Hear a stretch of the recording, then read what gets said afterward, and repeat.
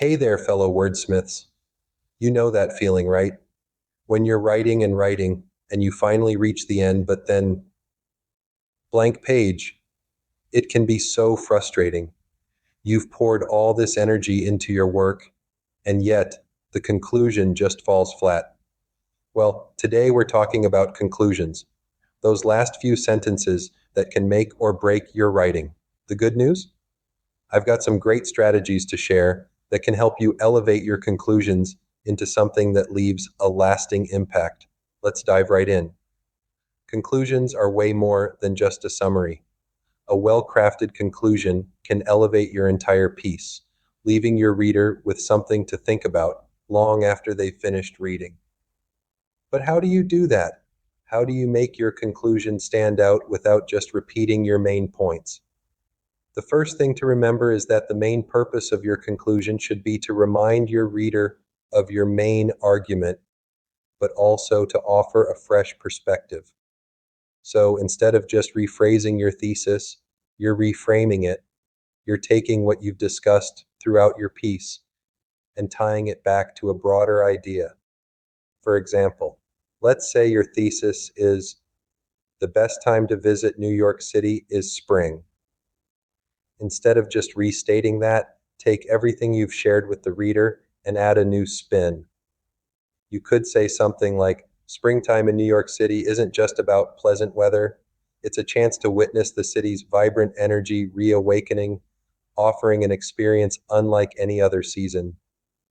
That fresh perspective adds depth and invites the reader to see your topic in a new light. Now, once you've reframed your thesis, it's time to weave in your main points. But remember, we're not just summarizing them like a bullet point list. We're showing how they connect and support your main argument, like weaving a tapestry. Let's go back to our New York City example. Maybe your main points are that spring is affordable, comfortable, and filled with things to do. To tie those together, you could say, with its mild temperatures, countless attractions, and surprisingly manageable costs, springtime allows you to fully immerse yourself in the magic of New York City without breaking the bank. That pulls all your main points into one cohesive, compelling statement. And as you near those final sentences, here's a powerful technique coming full circle. This is all about creating a sense of completion for the reader. You want them to feel like they've been on a journey and now they're coming back to where they started, but with a deeper understanding. One way to do this is by subtly echoing something from your introduction. For example, you could start with a quote, like Georgia O'Keeffe's: "One can't paint New York as it is, but rather as it is felt." And then, in your conclusion, you could refer back to that idea, tying it into your topic.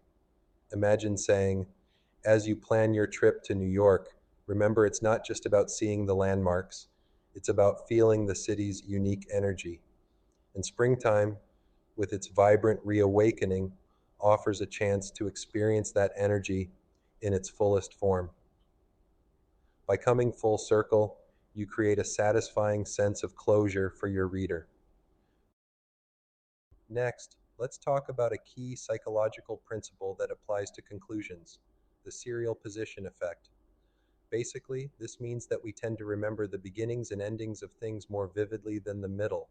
That's why your conclusion is so important. It's your last chance to leave a lasting impression. Instead of just summarizing your points, aim to leave your reader with an emotion or a question that sticks with them. In fact, one of the sources I came across suggests that instead of wrapping everything up neatly, we should leave a sense of incompleteness. Sounds strange, right?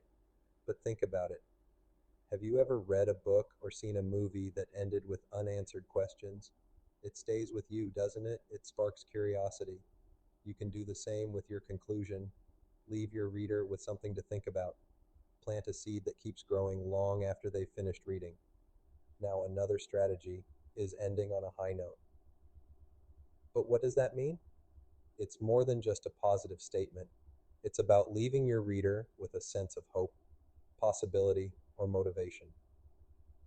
Think of those speeches that end with a message that inspires you to take action. You could ask yourself, is there more research to be done on this topic? Is there hope for the future based on what we've learned?